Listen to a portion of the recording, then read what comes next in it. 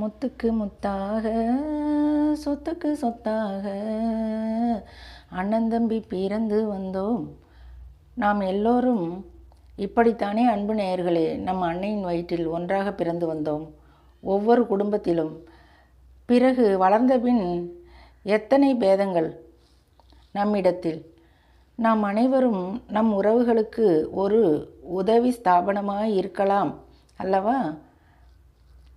நம் உள்ளேயே இறைவன் இருப்பதை அறியாமல் வெளியில் தேடுகின்றோமே, அப்படித்தான் நான் இன்று சொல்லப்போவது.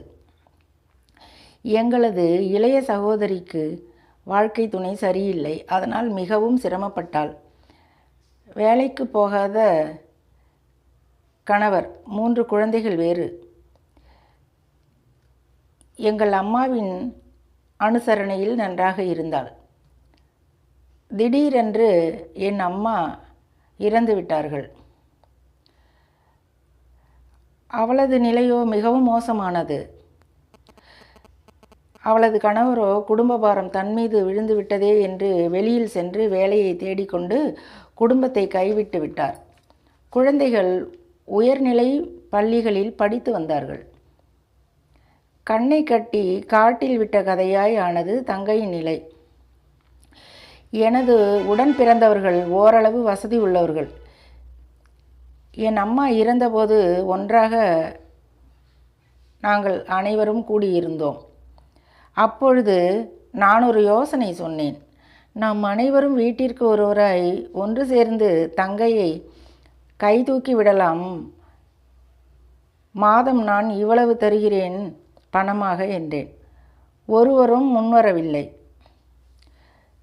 அவர்கள் அனைவரும் உள்ளூரில் இருப்பவர்கள். நான் மட்டுமே சென்னையில் இருந்தேன். சிறகுடிந்த பறவையாய் நிற்கிறாள். அப்படியே விட்டுவிட்டு அனைவரும் சென்றார்கள். எனது தங்கையோ என் அம்மாவின் காலை பிடித்து கொண்டு, அம்மா, நானும் உன்னுடன் வந்து விடுகிறேன் என்று திரும்ப திரும்ப இந்த வரிகளையே சொல்லி அழுதாள். எனக்கு மனம் பொறுக்காமல் நான் ஓடி சென்று அவளை கட்டிக்கொண்டு, உன்னுடைய அக்கா நான் இருக்கிறேன், கவலைப்படாதே என்று நான் கூறியவுடன் குஞ்சு பறவையாய் என் மடியில் தலை வைத்து அழுதாள். நான் மட்டும்தான் இரக்கம் அதிகமுள்ளவள் போலும். பாரத்தை நான் சுமந்தேன். குழந்தைகள் அனைவரும் நல்ல நிலையில் படித்து நிறைய சம்பாதிக்கிறார்கள். மிகவும் வசதியுடன் இருக்கின்றார்கள். அவளை கைவிட்டவர்களுக்கு அவள் இன்று மிகவும் தேவைப்படுகிறாள். உறவுகள் அனைவருக்குமே தான். நம் உறவுகளின் வேதனைகளை களையாது வெளியில் தர்மவானாய் நடந்து கொள்வதில் என்ன கிடைத்துவிடப் போகிறது? ஒரு பாடல் வரிதான் நினைவுக்கு வருகிறது. சொந்த சகோதரர்கள் துன்பத்தில் சாதல் கண்டும் நெஞ்சம் இறங்காரடி கிளியே என்ற வரிகள்தான் அவை.